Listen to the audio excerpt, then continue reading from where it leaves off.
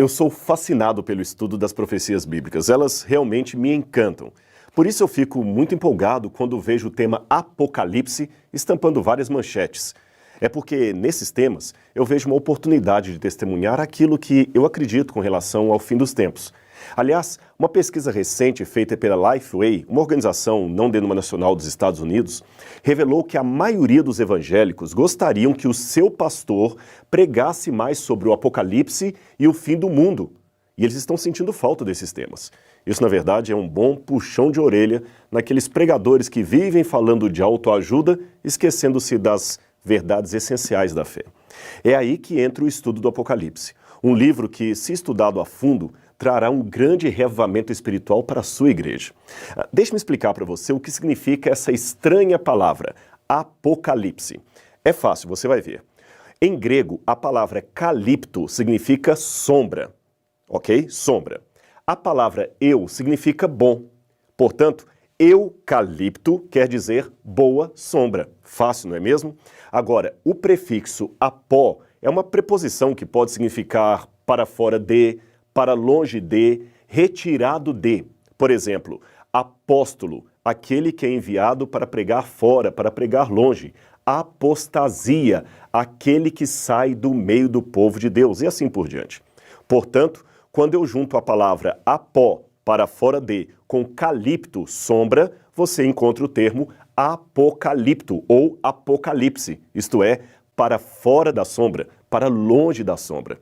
Ora, o que está longe ou fora da sombra está às claras, está revelado. Por isso que Apocalipse significa revelação. Legal, não é mesmo? Ele é a revelação de Jesus Cristo, que Deus lhe deu para mostrar aos seus servos aquelas coisas que em breve deveriam começar a acontecer. Mas o fato de ser uma revelação de Deus não impede que haja entre os cristãos sinceros diferenças de opinião a respeito desse livro e, por isso, eu queria começar citando uma frase de Santo Agostinho que, para mim, é texto de cabeceira. Santo Agostinho dizia que, no que é essencial, devemos ter unidade. No que não é essencial, podemos ter diversidade ou liberdade. Mas em tudo é obrigatório que tenhamos caridade ou amor, especialmente por aquele que pensa diferente de mim. É por isso que, com muito respeito, eu creio que vou chocar alguns irmãos evangélicos que seguem as minhas redes sociais. Então, você está preparado para o choque? Pois bem, lá vai. Eu não creio no arrebatamento da igreja. Pronto. Mas como? Será que o Rodrigo Silva perdeu a sua fé? Não é nada disso. E talvez você se surpreenda em saber que eu não estou sozinho nisto.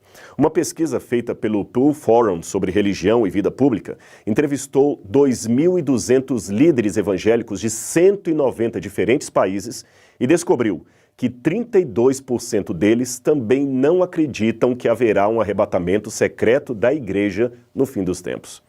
Quando a pesquisa muito semelhante foi feita com teólogos, desta vez norte-americanos, o número daqueles que negavam ou nutriam sérias dúvidas sobre o arrebatamento era da ordem de 60%. Apenas para situar aqueles que talvez não saibam do que eu estou falando, é que uma grande parte dos cristãos evangélicos de hoje, especialmente pentecostais e neopentecostais, acredita que a segunda vinda de Cristo terá duas fases. A primeira é quando ele vem de maneira secreta para arrebatar ao céu aqueles crentes mortos e vivos, conforme está em 1 Tessalonicenses capítulo 4, versículos 13 a 17. Nesta compreensão, uma multidão de pessoas irá desaparecer de um momento para outro. É por isso que, em alguns automóveis, nós vemos às vezes aquele adesivo escrito "Cuidado, em caso de arrebatamento, este automóvel ficará descontrolado". É uma maneira bem-humorada de pregar aquilo que eles acreditam. Bem, continuando então, em virtude desse suposto desaparecimento da igreja, que seria arrebatada por Cristo, haverá então 7 anos de tribulação na terra, governada pelo anticristo, que perseguirá o país de Israel, e nesse momento os judeus deverão se converter a Jesus. Então só depois disto é que Cristo volta, aí sim, numa segunda fase, em glória e majestade, em companhia daqueles que já haviam sido arrebatados anteriormente, e então reina 1000 anos sobre a terra. É mais ou menos isto que ensina o dispensacionalismo ou a doutrina do arrebatamento secreto. No entanto, talvez poucos saibam, mas apesar do fascínio que essa visão traz sobre muitos crentes, esta não é uma doutrina claramente encontrada na Bíblia Sagrada. E mesmo que você diga não, está assim na Bíblia, deverá admitir que desde que o apóstolo João escreveu o Apocalipse até o ano de 1830, ninguém jamais falou dela. Ou seja, tivemos 1800 anos de cristianismo sem que ninguém sequer ouvisse falar do tal arrebatamento secreto. Quem primeiro pregou isto foi John Nelson Darby, um pregador anglo-irlandês. E sabe onde ele se inspirou? Nos escritos de um jesuíta espanhol chamado Francisco Ribeira, que projetou a profecia do anticristo para um longínquo futuro a fim de combater a doutrina ou o entendimento protestante da época, que via o Apocalipse 13 como se cumprindo no poder papal da Europa. Isto é uma questão de história. Eu não estou inventando. Você pode checar as fontes. Os grandes reformadores, aqueles como Lutero, Calvino, Zwinglio, os irmãos Morávios, Wesley, nenhum deles acreditava no arrebatamento secreto da igreja. Pelo contrário, todos falavam apenas de uma única e clara volta de Jesus, que acontecerá em apenas um estágio e será visível e gloriosa em todo o mundo, e não num arrebatamento pré-tribulacionista. Somente no início do século XX é que essa visão do fim se tornou popular através da chamada Bíblia Anotada de Scofield e outros evangelistas. Agora, é estranho que uma doutrina assim tão complexa, tão bem elaborada como esta, e que seja supostamente bíblica, seja tão estranha na história do cristianismo. É estranho que nenhum servo de Deus a tenha percebido em 2000 anos de história da igreja. Uma vez um pastor evangélico muito consagrado a Deus, a quem eu respeito muito, me disse: mas Rodrigo, Deus tem de tirar o seu povo da terra antes que venha a grande tribulação. Veja, a história sagrada ensina que em todos os tempos, era ele argumentando, em todos os tempos de juízos divinos sobre as civilizações, Deus sempre livrou os seus fiéis. Livrou Noé do dilúvio, livrou a Ló da destruição de Sodoma, livrou a Israel das 10 pragas que atribularam o Egito e prometeu livrar a sua igreja na hora daquela tentação que há de vir sobre toda a terra. Ele então citou Apocalipse capítulo 3, verso 10, que diz: eu te guardarei na hora da provação. Mas espere um pouco. Eu falei para ele então: pastor, guardar é proteger, não é retirar de um lugar para o outro. Em nenhum desses textos que você citou, Deus arrebatou o seu povo para não sofrer o juízo. Pelo contrário, ele os protegeu, mas não os tirou. Jesus mesmo orou ao Pai: não peço que os tires do mundo, mas que os livres do mal. Veja, Noé estava protegido dentro da arca, mas permaneceu em meio ao dilúvio.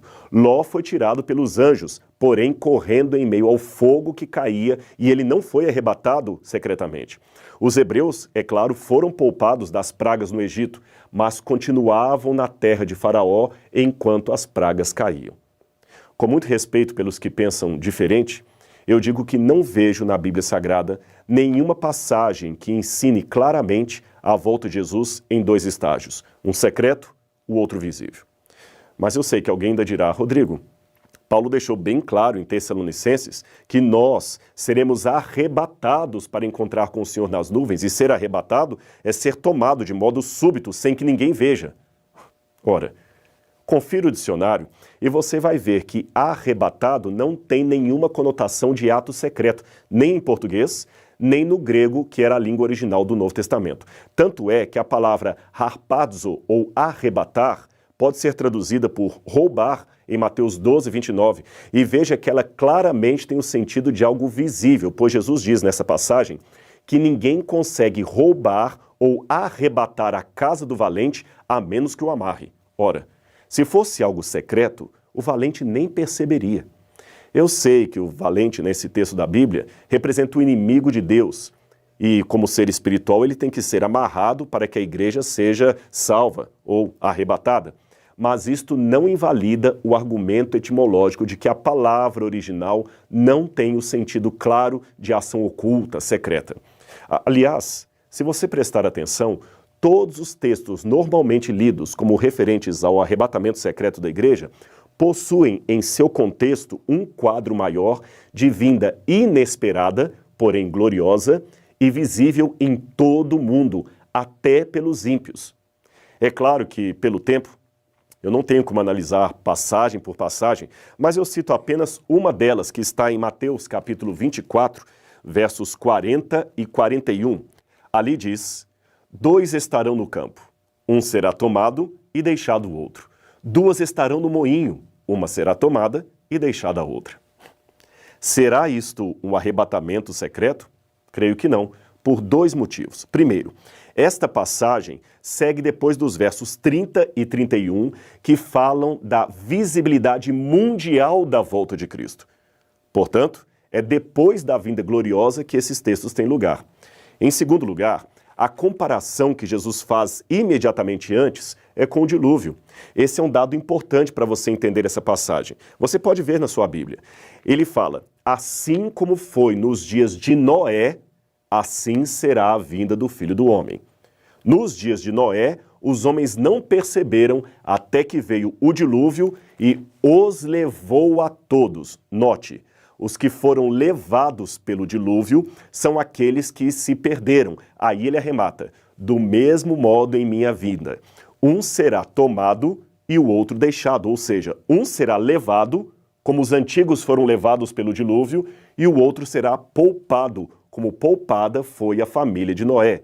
Logo, a análise textual nos indica que os que são deixados são os que se salvam e os que são levados são os que se perdem. Veja com calma na sua Bíblia e você verá que é isto mesmo. Agora, a despeito de qualquer discordância interpretativa ou teológica, uma coisa eu posso dizer com muita convicção.